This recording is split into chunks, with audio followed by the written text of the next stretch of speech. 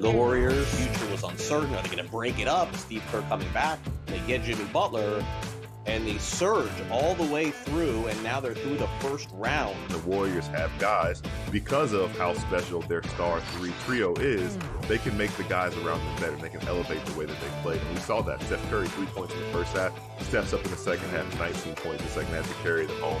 Newswire. Only on SportsGrid. Malaysia Fawali, who you guys know I am a huge fan, has decided to switch allegiances and stay in league. And now she's going to go play for Kim Mulkey. Her, Flau'jae Johnson in the backcourt. It's going to be interesting to watch. You wonder sometimes with roster construction, maybe too much is not too good. Betting above the rim. Only on SportsGrid. I don't know what he was doing taking step-back threes at the end of that regulation when he's got bigs on him and he should be driving to the hole. It's already bad enough that I'm playing with all these NBA and D1 studs that are unstoppable, and I'm the worst one there, and I can still ball with them. But if I start calling fouls, they'll revoke my privileges. Like, I man up when I play with them. Pharrell Coast to Coast. Only on SportsGrid. Two guys that can do it all. Too much electricity this morning. This is a good time. We're having a lot of fun. I had to do a triple take. Ka-ching! Why? Because of parity. I didn't mean to offend. Yeah, it's not going to happen. Load management is a dirty word. Let him rip. You know what? Circumstances provide the results. What? How do you do this once? Oh, Donnie, you got such a good show there. A network that is booming. The Early Line. Only on SportsGrid.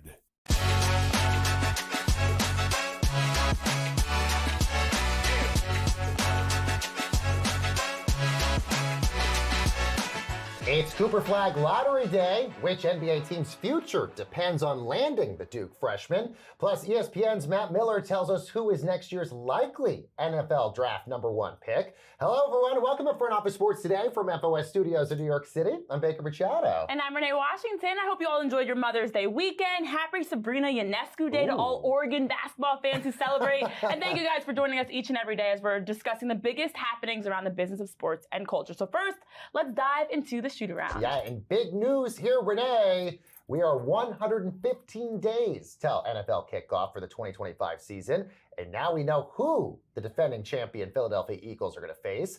It's a perfect made-for-TV NFC East rivalry game as the Eagles going to play the Cowboys on NBC and Peacock to start the season. We knew that this was going to be an exciting match, but for whoever the Eagles were going to play, but nobody really thought that this would be a rivalry game right out of the gate. Oh, I love it. I mean, you always get the defending champs get a home game to kick off Thursday Night Football's opening day, and it's been since 2002. Every year except 2012. It's been 4 times. It's been the Chiefs. 4 times it's been the Patriots. So I love that the Eagles get their second ever opening day kickoff game, which means you won a championship. So let's hope there's more to come for that. As an Eagles fan, I'm thrilled that it's against the Cowboys, especially last year looking at the success versus them. And so ultimately, it's a great way to kick off this 2025 season. Last year was in Brazil. This year, it's kickoff game. And they're one of 6 teams that have a perfect record on kickoff day. So let's hope that continues this year. And just for NBC's sake, the Cowboys, one of the highest rated teams in terms of ratings every single year. So the fact you get them plus the Eagles is a pretty good TV matchup. Staying with the NFL, the Saints and quarterback Derek Carr announcing his retirement over the weekend. That ends an 11-year career for playing for both the Raiders and New Orleans. Even though Carr will forgo his $30 million salary this season, the Saints, Renee, are going to have a dead cap hit of $50 million that they have to absorb over the next 2 seasons. He retires with $195 million in career earnings. That is the 17th highest earner in NFL history. And I think a lot of people would say he's not even a top 20 best player in NFL history. I loved Derek Carr in prime Carr era. He does retire as the quarterback with the most passing yards without a playoff win. Never was able to get over that hurdle. As you mentioned, for the Saints overall, though, 0-7 last season without him. They've got 3 young quarterbacks, including the one they just drafted in Tyler Shaw. And so they're going to have some scrambling to do in their quarterback room. Apparently for head coach Kellen Moore, they're looking to see if they can, it's a quarterback battle, who's going to win that spot out. But financially for them, it is a big hit. It does actually help that he did retire early. So to get out of the way before rookie mini camp was completely over is a positive, because you mentioned he now forfeits that $30 million and only gets the $10 million signing bonus since they reconstructed his contract prior to last season. So it worked out well for the Saints. Now let's see if it works out quarterback-wise. And the Saints, meanwhile, have almost always, with the last couple of years, led the league in dead cap hits. All right, back to media. NBC announcing earlier at their upfronts, Michael Jordan, the heir of greatness himself, is joining their NBC NBA coverage as a special contributor ahead of next season. And by the way, speaking of next season, oh gosh, it's not even this offseason, and it's already heating up. Giannis shaking up the rumor mill as ESPN's Shams Charania is saying that the Greek Freak is open to exploring his next move, be it in Milwaukee or elsewhere.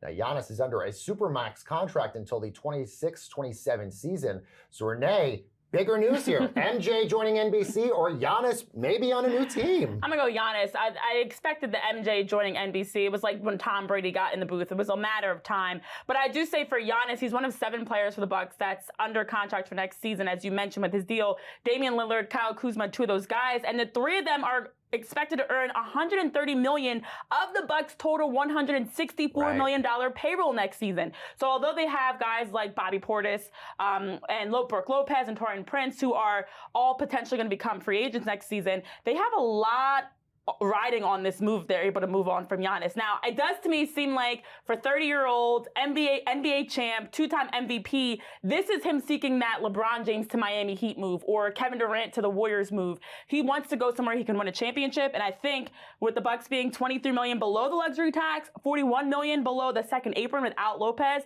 if they can shed this Giannis deal and rebuild, especially with Dame out next season, massive for them, but also massive for him as he wants to go somewhere he can win. With the Supermax contract, him making almost $60 million. There's only a few teams that would be able to afford him anyway. Obviously, Houston has the cap to be able to make it happen. Houston's got the draft picks, they've got the cap, they've got the players they can trade, but I don't think if he moves to Houston, that makes sense for that win now team he's seeking. So. But does that sort of narrow the amount of teams that would be able to get him? That only a few would be able to have the capital to make something like this happen. And so then are you kind of stuck of, would you rather go to another team or stay with Milwaukee? I think that's why he's open-minded. Right. Open to see where he makes most sense, but not forcing the issue. All right, and staying with the NBA, we're just a few hours away from seeing who might be selecting Duke freshman Cooper Flagg to anchor their franchise. That is multiple organizations' entire futures all bank on where those ping pong balls are going to land. So let's dive into a little bit more of this in our main event. All right, Renee, let's start with where Cooper Flagg could go. Washington, Charlotte, and Utah all have the best odds. But since the NBA introduced the draft lottery in 1985, the Jazz have never gotten the #1 pick. And since 2019, when they changed the rules to sort of disincentivize teams from tanking, now it makes it more difficult when each one of these teams has the same percentage chance of getting a player like Cooper Flagg. Yeah, there are 1,001 possible ways this lottery draft can play out, which is incredibly insane, actually. And with that new format since 2019, it also allows the top teams with the worst record can pick no lower than the 5th, excuse me. So it does still give them that support without making tanking as possible. Now, on the other side of that, you have to pay attention to other things. Teams like the Sixers, who, if they lose their pick, and it drops outside of the top 6, it actually goes to OKC. Houston actually is in there by way of Phoenix. You also have OKC, of course, if Sixers drop. So there's some teams that are actually playoff teams that could even be higher up in the lottery draft, which is insane to think about possibly landing a top American prospect in Cooper Flagg, 6'9", 18-year-old, who has a lot of people clamoring and excited because of what he could bring. He's been compared to so many other superstars, Jason Tatum, Scottie Pippen, Kawhi Leonard, some that come to mind, of two-way players that are agile, that are long, that are great decision makers, great at getting the basket. And now you're talking about adding him into one of these teams. So I think it's exciting to think that anything could happen, honestly, tonight. I have no idea what's going to happen. Well, look, I mean, even if you look at the history over the last couple of years, going back to your point of not even having the worst record to get the #1 pick, the Hawks were a play-in team. Exactly. You had a 3% chance of getting the #1 pick, yet they got the #1 pick last year. The Spurs had the 3rd worst record in 2023, yet they got Wembanyama. So the worst team has never gotten the #1 pick since 2019 when they created these new rules around all of this. And so you feel bad for these teams like Washington and Utah who need a franchise player really badly, and Cooper Flagg would fit that bill for them, yet the odds, weirdly, are against them. I don't feel bad for all these teams on this, because Sixers, there's no way. Trust the process should have led you to this. But I will say also on the positive side, for whoever does land Cooper Flagg, you're talking about a guy, 4 of the 10 most watched games last season across NCAA men's basketball were Duke basketball, including that loss that they had to Houston, which had more viewers than any game dating back to 2022's national championship game. Cooper Flagg brings ratings, and we already saw like the Wemby effect, for example. But the difference was we didn't know Wemby. We didn't watch him in college coming in. We just knew about this extremely tall French superstar. But even from one year to the next, by this past sophomore year, despite not even finishing the year due to injury, you saw him be top 4 in NBA most viewed players on social media, top 6 in jersey sales. The Spurs as a whole were top 10 in merchandise and weren't even a playoff team. Players are already voting him the next face of the league coming soon. From 1 national TV game to 11 national TV games, that's the swing. And you have these teams on this list. Utah, Washington, and Charlotte together had 1 national TV game last year all together. But let's get back to the Giannis part in all of this, because as you correctly mentioned, there are multiple teams that, like Houston and others, who maybe don't need a Cooper Flagg. What happens if you get the number 1 pick? Do you trade that for somebody like Giannis? Well, I think it's a risk, because there are names, as you look at some of the previous number 1 picks, a Zion Williamson, a Markelle Fultz, a Ben Simmons, that never panned out. There are others, LeBron James, Anthony Edwards, Wemby, that were exactly what you anticipated. So knowing names like Kevin Durant, Giannis, even Devin Booker, and Zion, I don't know about him though, are on the table. I think you take the chance for one of those superstars that you know now what you're going to get from those veterans versus a fresh face. But it depends on who gets this lottery pick. Yeah, and of course, we'll talk about that tomorrow. Coming up next on Front Office Sports Today, we're previewing next year's NFL draft with ESPN NFL insider Matt Miller. That's coming up next, right on the other side of this break.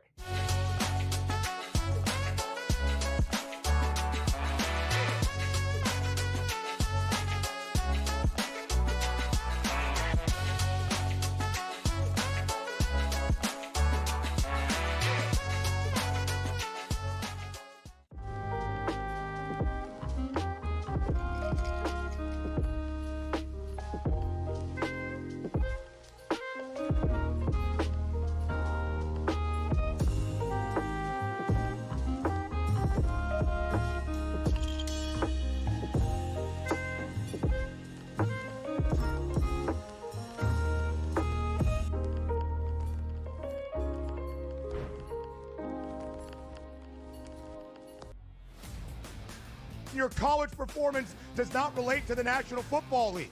It never does. They played side by side with each other, and he wasn't as good as Quinn Ewers. That's an issue. That's a major issue. It wasn't that it wasn't as good as Quinn Ewers. Ever got to Texas. It wasn't that it wasn't as good as Quinn Ewers. It was Quinn Ewers' program, which Steve Sarkisian made very clear the entirety of the time that Arch Manning was in Austin. So for you to argue that because Ewers is a 7th-round pick, Arch Manning is not that good and not deserving of being first overall is asinine. It is wrong. It is incorrect. He's going to be number 1 overall. My whole thing was I'm buying you're doing your thing now where you double down on a take I'm not doing that. The best quarterback prospect to ever hit college football can't play. He's over not a 7th-round There were pick 2 who didn't even play rated good. quarterback recruits in the history of the sport. Quinn Ewers couldn't even play at Ohio State. He couldn't even play at Ohio State. Quinn Ewers. Go look it up.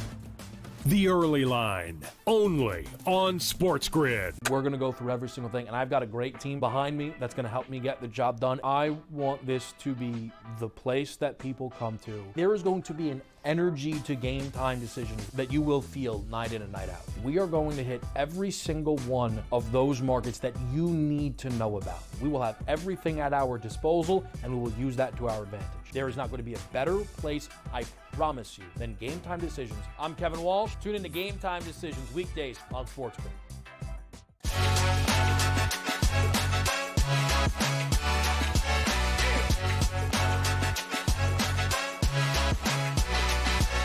We're excited to have ESPN NFL draft analyst and insider Matt Miller joining us right now. Matt, good to have you here. We got to talk about the big rookie news involving Jaden Higgins for the Texans. I mean, not a lot of people talking about second-round picks and their contracts of late, but this one's interesting because he's getting a 4-year, $11.7 million guaranteed deal, but it's all fully guaranteed. How was he able to do that as a second-round pick?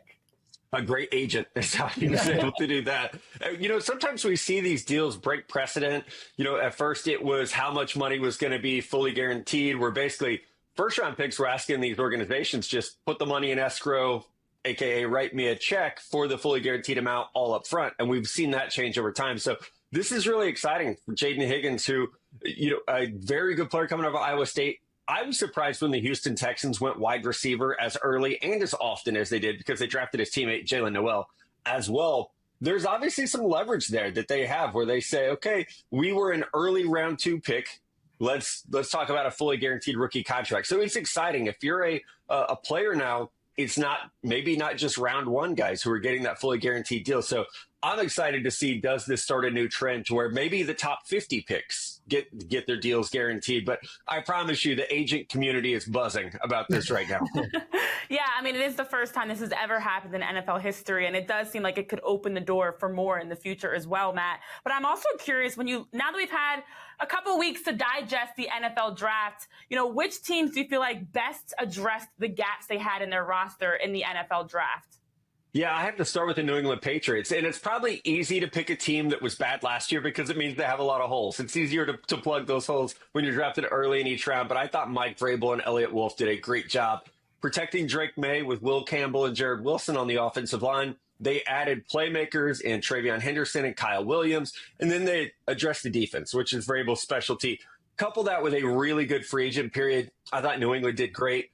On the flip side, the Philadelphia Eagles were amazing. And I think we say this every year, but a team wins the Super Bowl with a dominant defense. They shut down Patrick Mahomes in that Kansas City offense for most of the game. So they turn around and spend their first 5 picks on defense. So I'm very excited about what Philadelphia did. It's a roster that doesn't have as many holes. So sometimes you can just take best player available, like Jahad Campbell at pick number 32 or 31, excuse me. But I'm very, very excited the way Philly is building the roster and to see how that translates to maybe their own dynasty now.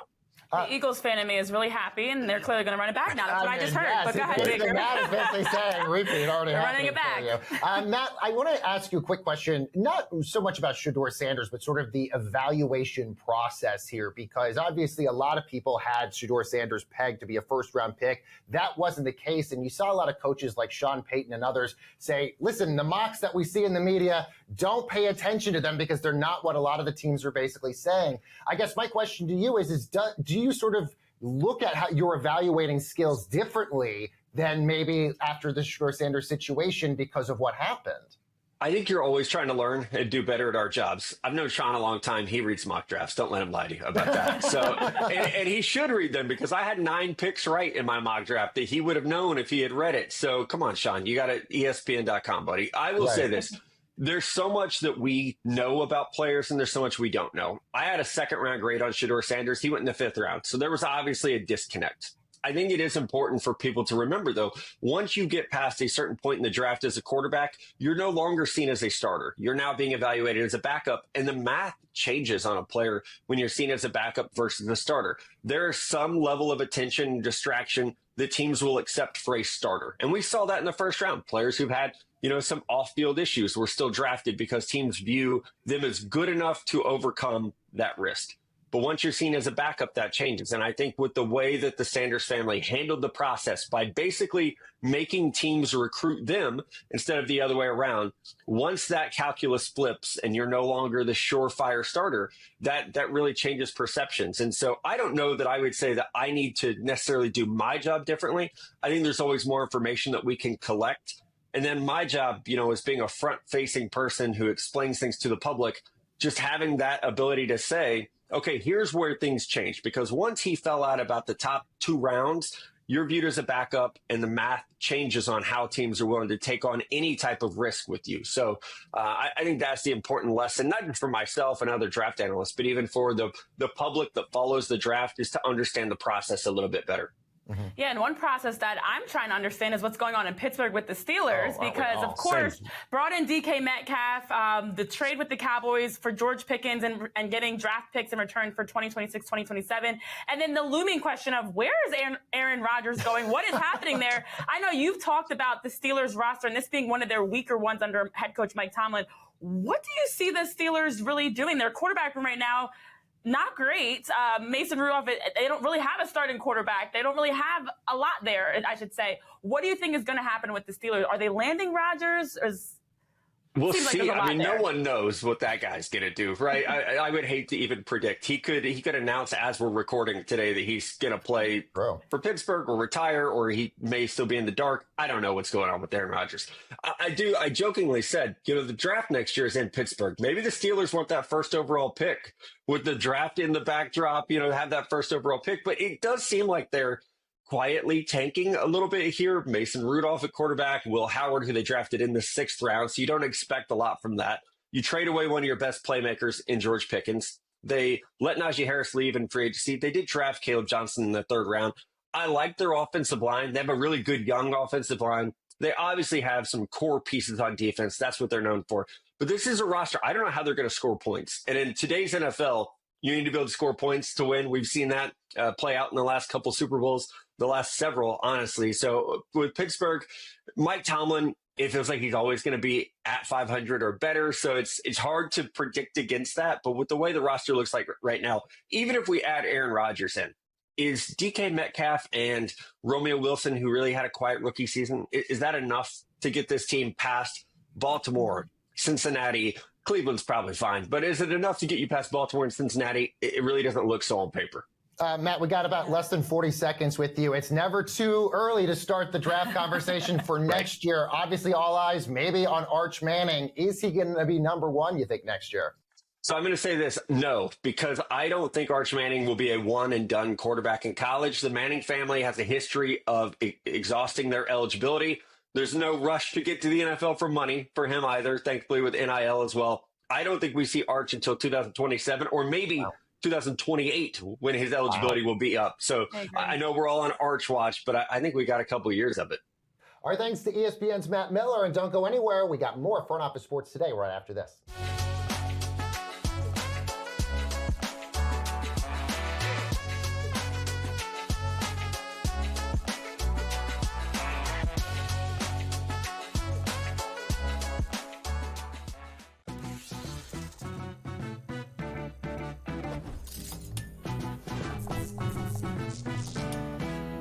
Vegas knows how to show love to our everyday heroes. So if you're a first responder, you are in for some perks. Lots of hotels and casino offer big discounts to any first responders who can show valid work or volunteer ID. So treat yourself to a discounted stay. You deserve it. See you in Las Vegas. Let's get lucky. The Warriors' future was uncertain. Are they going to break it up? Steve Kerr coming back. They get Jimmy Butler, and they surge all the way through, and now they're through the 1st round. The Warriors have guys, because of how special their star 3 trio is, they can make the guys around them better. They can elevate the way that they played. And we saw that. Steph Curry, 3 points in the first half, steps up in the second half, 19 points in the second half to carry them home. Newswire. Only on SportsGrid. Under him was Sharon Moore, who also participated in the cheating scandal with Connor Stallions. So you know what happens to him? He doesn't lose his job. He doesn't get a 10-year show cause. He gets to keep his job, and they go, we're just going to suspend you for 2 games next season. Now, all of a sudden, they're coming out with everything that we knew to be pretty much true when it was happening. Yeah, they were cheating. It was like Belichick and the videotapes, right? The Early Line. Only on SportsGrid. The game is on. The stakes are high. But the action isn't just on the field. He's rearranging that rim. Get it inside! SportsGrid's in-game live. Your ultimate second screen experience. Just a little flyer, couple of 15.5 point live line. Every prop, every play, every day. Anything can happen. That's complete chaos. It's smarter to be on SportsGrid.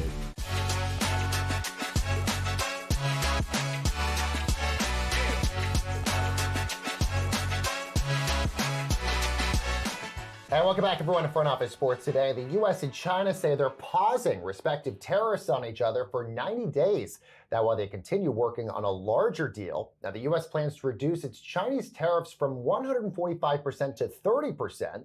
So to see how this impacts the sports and apparel industry, let's bring in Ben Horney, FOS Deals reporter and author of the Asset Class newsletter. Ben, good to see you here. So what's the initial reaction so far from sports companies? Yeah, thank you, Baker and Renee. It's great to be on.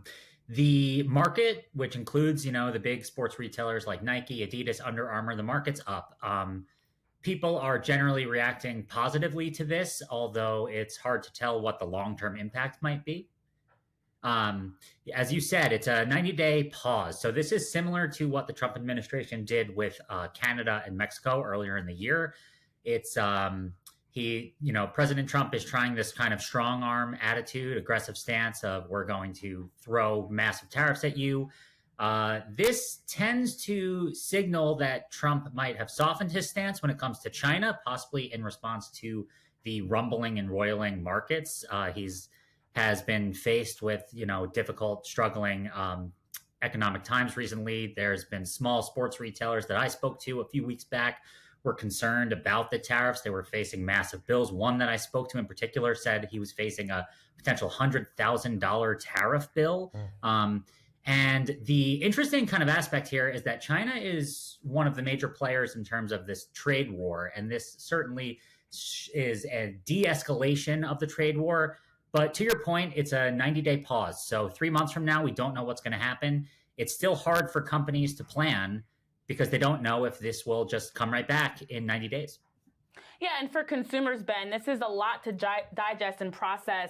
Looking at the U.S. and China trade talk specifically, what should people be looking for? Is there specific stores, specific, impacts on their daily lives that they should be looking at from this in terms of maybe moving forward, how it impacts them? Yeah, so again, it's hard to tell. So basically what happened here is that there were talks over the weekend in Sweden between representatives for the United States and China, and they agreed on this pause. They've pledged to continue talks, and the plan is to hopefully come to a larger deal. But as far as consumers are concerned, I mean, we were worried that, the cost of things like sneakers and other athletic apparel would go up. And this is most likely aimed at trying to halt that for now, but it's not, like I said before, it's not clear if that's going to happen. When I spoke to people before this today's pause happened, what I was hearing was that retailers generally have 3 months or so of inventory kind of in stock. So the question is, what happens when those 3 months are up and they need to get more inventory? So this gives, again, people some more time to plan. Hopefully the sneaker prices won't shoot up by, from $140 to $210 or whatever it is per pair. But we'll really find out. It's really a wait and see approach. And like I said, it's similar to the Canada-Mexico thing where, sure, it's going to help the markets today. Your 401k might look nice. If you have an investment portfolio, you might be happy. But it's really remains to be seen what the ultimate impact is going to be. All right, we'll keep watching this. Ben Horney joining us, our FOS Deals reporter. And of course, you can read more of Ben's reporting in the Asset Class newsletter over on frontofficesports.com. Ben, thank you so much. Let's see what's bubbling over at the FOS water cooler. And last week we told you about the price for courtside tickets at different Game 3s throughout the NBA playoffs. Seats, by the way, at MSG for that Knicks-Celtics game for Game 3 going upwards of, I don't know, 50 grand for those tickets. You do so much with that money. Yes. Okay, Game 4, obviously the Knicks lost. Game 4 in that exact same seat, Renee, $17,487. I guess you just have to wait a few days to see what that ticket's going to cost. Ticket values have depreciated. I mean, Game 3 was so expensive. You have two of the oldest franchises going back to the BAA before the NBA even existed. The history between Boston and New York. The reigning champs in the Celtics. Just the fact that Knicks fans finally believed they were on the verge of a championship. I mean, It's been 25 years since they even got to an Eastern Conference final.